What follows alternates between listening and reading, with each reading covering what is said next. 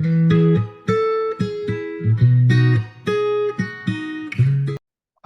Dear student and friends, आप सभी का इस न्यू अपग्रेड बायोलॉजी चैनल पर स्वागत है। आज के इस वीडियो में हम मैनेजमेंट ऑफ फ्रूटफुल स्टडी का तीसरा भाग, जिसे हम पोस्ट स्टडी एनालिसिस के नाम से जानेंगे, उसके संदर्भ में आज हम बात करेंगे। इससे पहले हम पार्ट 1 में pre planning stage, pre planning का जो चरण है, पहला चरण, और जो दूसरा चरण स्टडी स्मूथली, उसके संदर्भ में वीडियो अपलोड कर चुके हैं। यदि अभी तक उन वीडियो को नहीं देखे हैं तो उन्हें जरूर देखें।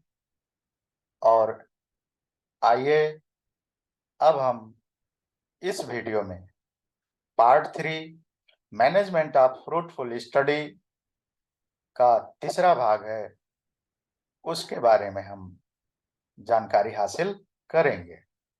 तो शुरू करते हैं आज के इस विषय वस्तु के संदर्भ में। इससे पहले यदि आप इस चैनल पर नए हैं तो चैनल को जरूर सब्सक्राइब कर लीजिए, बेल आइकन को दबा दीजिए, जिससे आप न्यू अपलोडेड वीडियो की नोटिफिकेशन आसान तरीके से प्राप्त करते रहेंगे। तो ये पार्ट 3, जिसे हम पोस्ट स्टडी एनालिसिस के नाम से जानते हैं, ये तीसरा चरण है।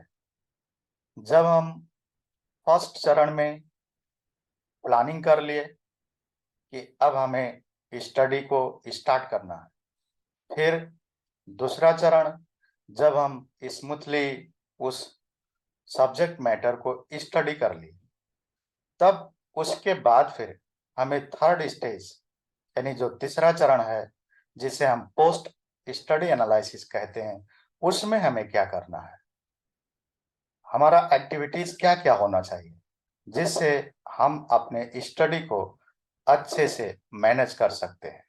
तो इसमें सबसे पहले आपको क्या करना होगा, तो आइए जानते हैं इसके संदर्भ में। हमारा जो पहला एक्टिविटी है, क्या होना चाहिए कि think upon topic of study deeply. जिस विषय वस्तु का हम स्टडी किए हैं उसके बारे में कुछ समय लगाकर हम डीपली सोचें। सोचने से क्या होता है कि वो हमारे कॉन्शियस माइंड में डीपली जाके स्टोर हो जाता है और उसे हम फिर रिकॉल यानी समझने में ज्यादा से ज्यादा सहयोग पाएंगे। तो पहला हमारा एक्टिविटी क्या होना चाहिए कि पढ़ने के बाद आप थोड़ा गैप लीजिए और उस गैप में आप उस टॉपिक के प्रति आप जो है अपना थिंकिंग कीजिए। ज्यादातर विद्यार्थी क्या करते हैं कि पढ़ते पढ़ते अब तो हम बोर हो गए हैं, अब हमें कुछ इंटरटेनमेंट करना चाहिए, जिससे वो अन्य एक्टिविटीज में लग जाते हैं। और वही कारण होता है कि जो उधर फर्स्ट और सेकंड स्टेज को पार कराए, ये थर्ड स्टेज को बिगाड़ लेते हैं। यही कारण है कि उनका स्टडी वो जो है उपयोगी नहीं हो पाता है।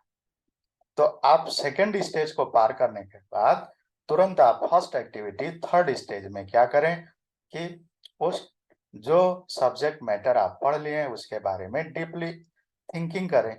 थिंकिंग से क्या होगा, आपका जो है सब्जेक्ट मैटर डीपली जाके आपके कॉन्शियस माइंड में स्टोर हो जाएगा, जिसे आप आवश्यक पढ़ने पे किसी भी समय रिकॉल अथवा समझ सकते हैं, उसे प्रेजेंट कर सकते हैं। फिर दूसरा activity, check whether you got the objective of study. जब आप स्टार्ट किए थे उस समय आपका जो ऑब्जेक्टिव रहा, आप चेक कीजिए कि पढ़ने के बाद क्या वो हमारा ऑब्जेक्टिव पूरा हुआ। जो हम समझना चाहते थे, क्या हमें वो समझ में आया, जिसे हम प्राप्त करना चाहते थे वो हमें प्राप्त हुआ कि नहीं, ये भी आपको चेक कर लेना है। ये नहीं कि हम तो पढ़ लिए, जैसे कोई कहता है इस बुक को तो हम 2 बार 3 बार पढ़ लिए। पढ़ने से क्या होगा, आप किस काम के लिए पढ़े, वो काम किस ऑब्जेक्टिव के साथ पढ़े, वो ऑब्जेक्टिव आपका पूरा हुआ कि नहीं। तो ये होता है फर्क। इस चीज को ज्यादातर लोग छोड़ देते हैं, वहां उन्हें एनालिसिस करने की कोई आवश्यकता नहीं दिखाई पड़ती है। यही कारण है कि वो तीसरे चरण को आसानी से पार नहीं कर पाते हैं। तो ये आवश्यक है कि हम पढ़ने के बाद उस टॉपिक के प्रति जो ऑब्जेक्टिव बनाए थे वो प्राप्त हुआ कि नहीं, उसे चेक कर लें। फिर तीसरा एक्टिविटी क्या होना चाहिए, left for a while and recall it. अब आप छोड़ दीजिए, कुछ समय के लिए उसे छोड़ दीजिए, फिर जब आपको टाइम मिले तो उसे रिकॉल करो, फिर समझो कि हमने क्या पढ़ा था, मैं उसे याद कर पा रहा हूं कि नहीं, ये आपको चेक करना है। उसे कहते हैं कि कुछ समय तक छोड़ने के बाद उसे रिकॉल करो। ये हमारा तीसरा एक्टिविटी है।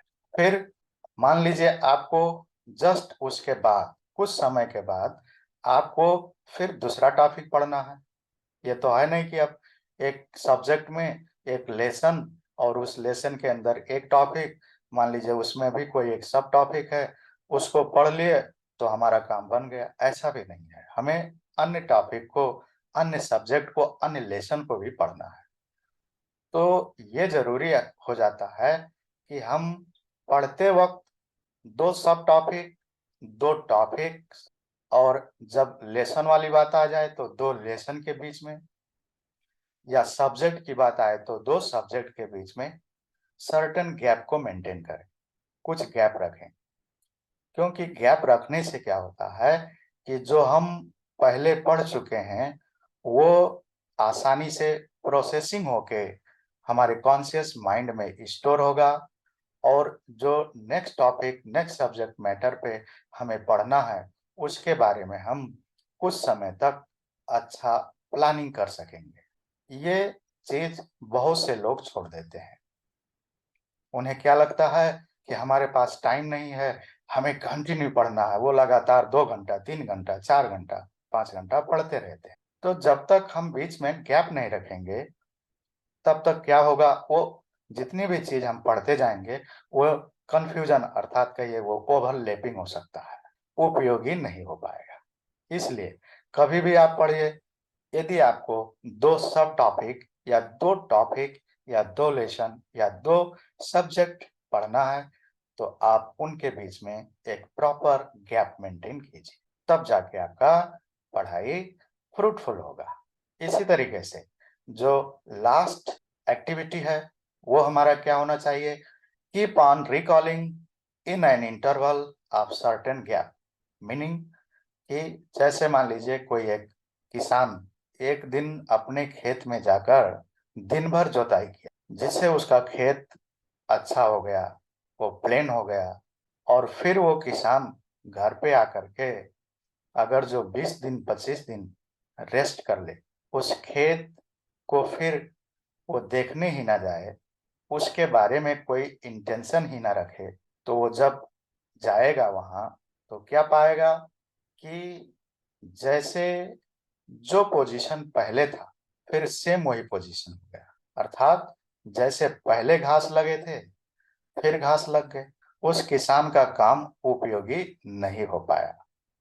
ठीक उसी तरह जब हम किसी सब्जेक्ट मैटर को एक बार पढ़ लिए फिर उसे 5 महीना, 6 महीना, साल भर कोई वास्ता ही नहीं रखेंगे तो क्या होगा, धीरे धीरे धीरे धीरे वो हमारे माइंड से गायब हो जाएगा।